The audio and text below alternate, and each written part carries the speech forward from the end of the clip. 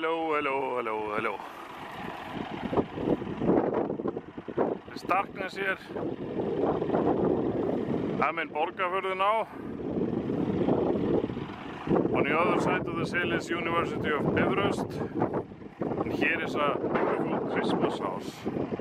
It's located not far away from the road number 1. You see it here.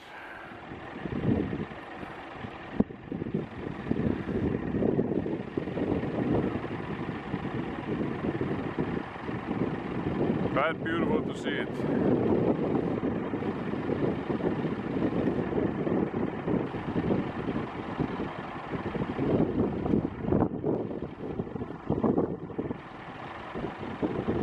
Christmas house number 1 in Iceland, you can say that.